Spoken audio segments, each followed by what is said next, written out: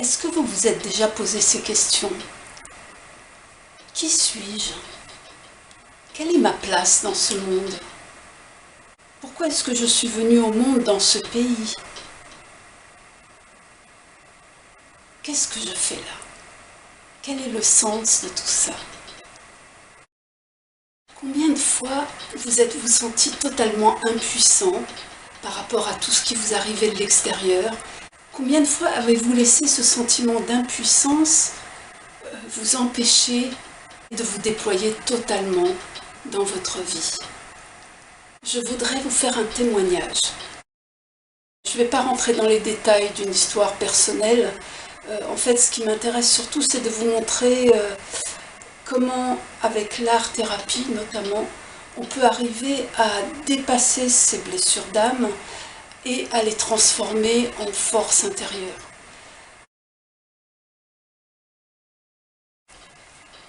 Je vais d'abord poser le décor. Je suis née en 1954 à Beyrouth au Liban, d'une famille complexe, avec des origines multiples, mais notamment 3 branches sur 4 de minorités persécutées qui ont fui des pays d'Orient pour finalement se réfugier en Égypte et puis au Liban où je suis née.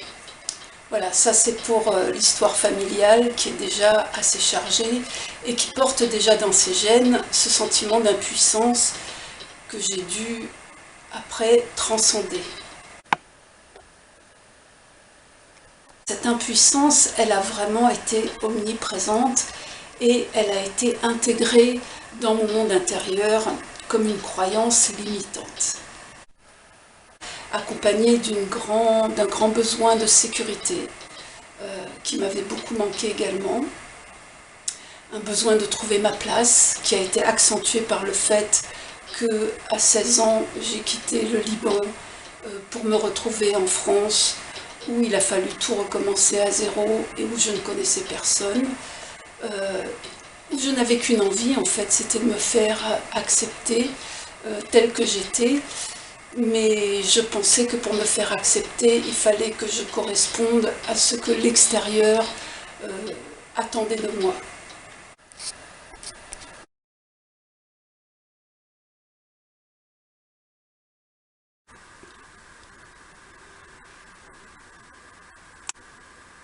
À 20 ans, quand j'étais aux Beaux-Arts, j'ai travaillé pendant 3 ans sur la toile d'araignée, symboliser ma difficulté à trouver ma place, ma sensation d'être à l'étroit dans les réseaux complexes des relations humaines, mon identité de rebelle, assoiffée de liberté extérieure, empêtrée dans ses contradictions et dans ses croyances. C'était les années 70, ça faisait pas longtemps que j'étais arrivée en France, et pour moi la liberté c'était faire ce que je voulais, quand je voulais.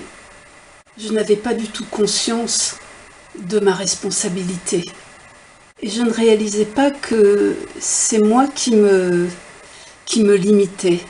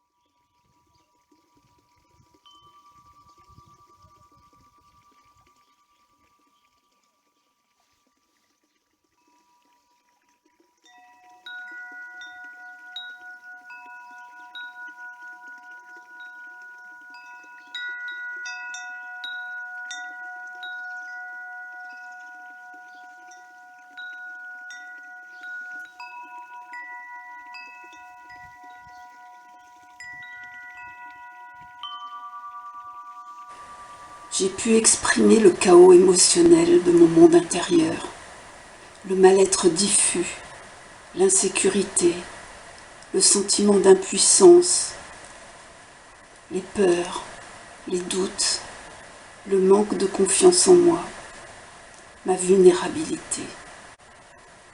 L'art m'a permis de m'alléger, de me retrouver en tant qu'être humain. D'abord me reconnecter avec ma petite histoire individuelle, mon ego,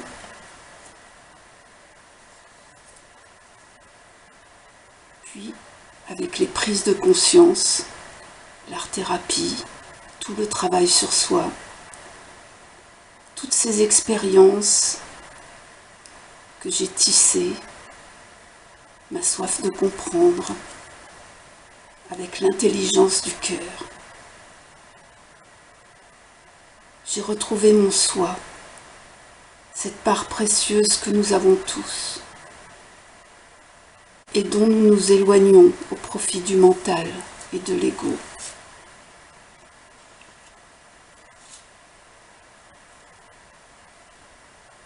En transformant mes ombres, en les accueillant d'abord, puis en les transcendant, j'ai ressenti profondément la nécessité de lâcher prise avec mon besoin de contrôler. J'ai compris mon fonctionnement. J'ai pris soin de ma petite fille intérieure hypersensible. J'ai compris que je pouvais lui apporter toute la protection dont elle avait besoin pour que nous avancions ensemble vers mon plein potentiel. Incarnée, enracinée au cœur de la terre et avec mon étoile qui veille sur moi.